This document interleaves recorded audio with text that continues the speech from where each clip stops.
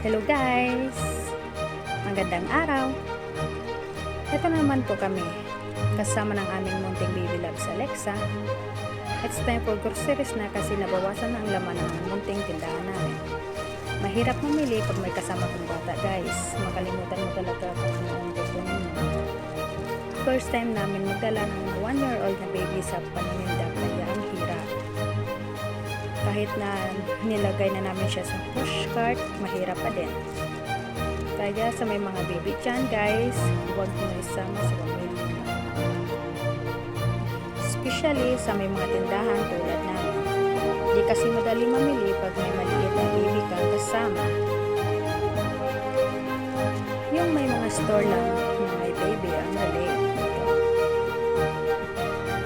Fast forward ko na po kasi maya-maya niya iyak na ang baby namin.